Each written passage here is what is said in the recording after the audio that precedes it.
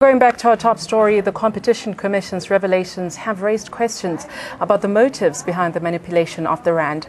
The currency's strength and weakness is often linked to the politics of the country. That being said, joining me in studio is the ANC Youth League Secretary General, Njabulo Nzuzo. Njabulo, very good afternoon to you. Thank you for joining us. Thank you for having me, and thank you for the watchers at home.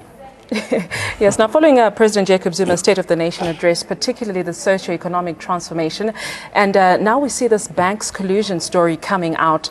How do you gel the two, and what concerns do you have as the ANC Youth League? Well, we have concerns because banks which hold our money are no longer credible to actually continue holding our money.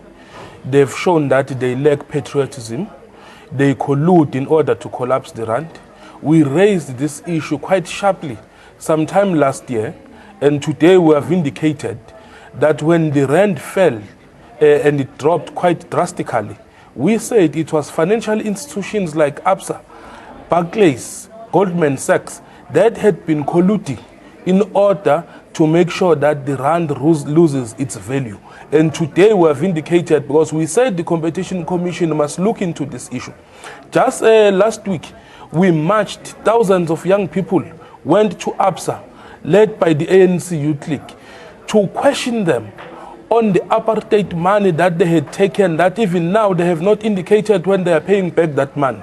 Now it is coming up that on evidence that what they have been doing is actually collapsing the rand. So why should we continue to trust these institutions? But the bigger problem is, what about institutions that are supposed to look after these banks? The South African Reserve Bank is privately owned. It must stop being privately owned. We must nationalize it, take it away from private hands, so that government can have more control over these particular banks that just do anyhow. How do you trust them with this now FIC bill, where they are going to be expected to take punitive measures if they themselves are not honest? It raises issues about treasury, on oversight that treasury is conducting over banks. We've been saying it for quite a long time, that treasury is not doing what it's supposed to be doing. It is protecting banks, and that is why from top to bottom there must be change in treasury. We are no longer mincing our words around the issue of Gordhan as well, to say that no, we must step aside and we must get people who are going to have appetite to look into criminality in the financial sector. Right. President Jacob Zuma did not mince his words as well during the State of the Nation address, again with regards to the socio-economic transformation. Just given the policies that he laid down, also the legislation that he'll be putting in place to make sure that all is implemented with regards to this road path that is mapped for economic transformation. We don't see this transformation happening in banks. What needs to happen to make sure that whatever he said with regards to that is not just rhetoric, but it's something that is practical, that can actually be implemented? Of course, we're seeing what you're doing as the ANC Youth League, marching to banks and you know, pronouncing all these things that you want to see happening. But in terms of practicality, what needs to happen? Because something radical needs to happen at this point. The practicality of what must happen, legislation allowing for the post bank to operate as a bank must go to Parliament. And the license must be issued by Treasury for the post bank to operate as a state bank. And all grants that must be paid to our people must be paid through that particular state bank. Government must withdraw their money from these banks because they are not patriotic, and it must move towards the state bank. That is what we've been saying, a state bank that is going to invest in the dreams and aspirations of young people of this country. A state bank that is going to invest on business ideas, not on the basis of credit profile of people, but on the basis of viability of those particular business ideas. Young people in townships everywhere, they are very creative. The problem is that government money that is supposed to be used for investment is sitting with these banks, and they are busy making money out of interest that they actually get from these investments made, and cash that is sitting with them. All that money must go out. If those banks actually, you find a situation when they must be liquidated, because some of them, possibly if you check how much they owe the government by now, including like ABSA owing about close to 2.2 billion, you might find that they do not have much of money left. So we might just as well as take over even those banks if they are not operating proper. We must even go further and take away their licenses. Right. You have called for, for the Finance Minister, Pravin Gordhan, to be recalled from his position. We do know that the rand is very sensitive when it comes to the Finance Minister, Pravin Gordhan. We saw what happened with allegations from the NPA being leveled against him and being withdrawn from him, and how that, fluctuated the value of the rand. Are you not concerned that should he be recalled from his position, this could be devastating for the rand? We said it. Because he is protecting these banks, what do? When he is under threat, they collude, they weaken the rand. That's the problem here. It's not that the rand just fluctuates anyhow. There is evidence now that people collude to bring down the rand. So now what should we do? We must succumb to criminals. We can't succumb to criminals. He must go. Right. What punitive measures do you want to see happen should these banks be found guilty? Of course, the case is going to be prosecuted. There has been calls for, obviously, you've said their licenses should be withdrawn. There's been calls for perhaps 10% of their annual revenue to be the punitive measure. Do you think that is enough? No, it's not enough. You must remember that the problem here in South Africa is that white capital is not punished enough. You had people who colluded here to inflate prices of stadiums. They colluded and they benefited billions, but they were fined millions. So even these ones, you might find out that the amount they made through these corrupt activities that they've been doing, collapsing the rand, will actually be far more than what we are going to fine them. If they are to be fined, they must be fined the amount that they have benefited. Right. But we must look into their licenses. We must look into us opening a state-owned bank. We must look into ABSA paying back the money. Government must withdraw their money from these banks and invest them in a state-owned bank that will assist in building entrepreneurship in the country and take the country forward.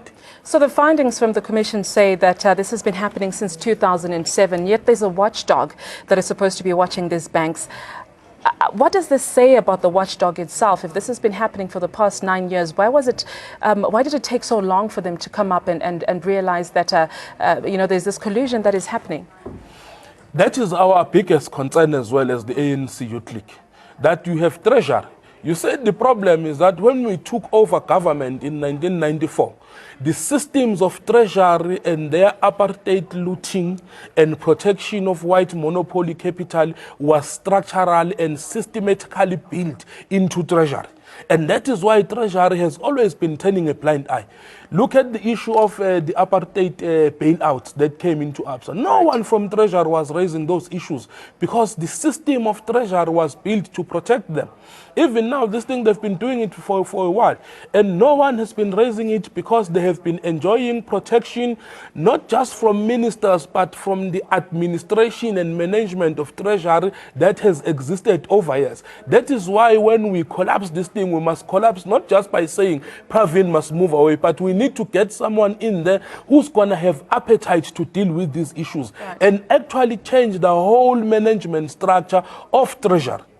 Because if that does not happen, then it will continue to be business as usual. People will continue to fool South Africans, pretend as if they are all holy, whereas we know very well that now the effects that are coming up, and we'll continue knocking on their door. We just believe that this is just a tip of the this is just a tip of the iceberg in the criminality in the financial sector. You've got Moody's. They are saying Moody's must still come back. Moody's must no longer come back because they are colluding with these banks.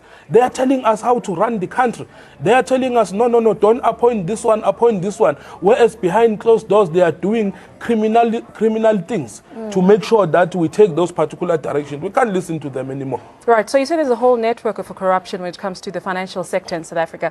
We saw what happened with the ABSA Bank, like you mentioned, the apartheid era money. We saw what's happening now with the collusion of banks, the Competition Commission coming out with the evidence. But still we have the South African Reserve Bank that seems to be defensive when it comes to that and not really wanting to get involved. Who is going to be accountable? Is there any confidence that someone will be held accountable going forward?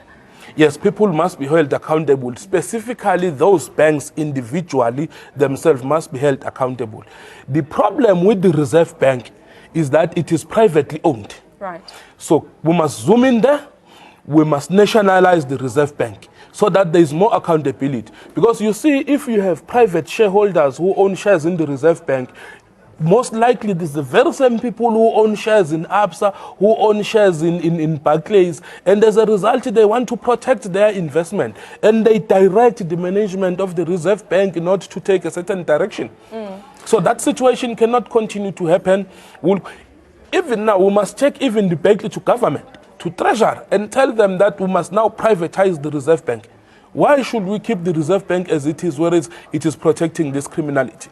Right. So you spoke of, grassroots level when it comes to not just the youth, but, other people who are disenfranchised in South Africa when it comes to the economy. When they go to the banks to ask for collateral, they don't, to ask for a loan to even start a small to medium business enterprise, they don't have the collateral. So again, the banks are controlling the whole, economic transformation sector. You've spoken of measures that you've come up with the ANC Youth League that are very radical, but going forward, immediately, short-term plan, what do you want to see happening going forward? The short-term plan is that the license must be issued. In the ANC, we agreed that this year, the license for the Post Bank to operate as a state-owned bank must start operating. That is immediate. That must be done now. And this particular bank, government must move away from banking with them and bank with this state-owned bank. Now, there is one thing that is very important. You find that there are trillions sitting with these banks. And these banks, they take those trillions, they are sitting because they are monies that are being deposited by government. Now, those monies are not being used to actually give out loans which are low interest, which are developmental in terms of agenda. They'll rather invest in safer investments that are outside of even the country, whilst the people who are banking with them, who have given them these trillions, continue to remain poor. The other problem is that even these banks, when you go deep to them, you find that there is an issue of racial profiling. Right. A black South African staying in a township pays more interest on a car or on a loan on the basis of where they're actually staying than a person who's staying in a suburb. Just very quickly, we're running out of time, Jabulani. What do you want to see? The finance minister is still holding his position. I know you've called for him to be discharged from that position, but what statement do you want to see him making with regards to all this that has come out with the collusion of banks, with the ABSA? We know he's been very quiet about that, but what would you expect him to do? Very quickly. We don't expect him to make any statement. Okay. We expect him to go. All right. Whether he delivers the budget speech, immediately after the budget speech, please, he must do the honorable thing, step aside and allow for more serious people to walk in there and put claims on these things that are happening. Right. Thank you so much for your time. That's the ANC Secretary General there in Nzuza, just giving us his take with regards to the news that the banks have been colluding. They have called for the Finance Minister, Gordhan, to be recalled from his position. It's time for us to take a very short break. We're back at the top of the hour. Good evening. South Africa is up next with my colleague Nandi Ntoni, and I'll see you at 9 p.m. during Africa Tonight. Do stay tuned to ANN7.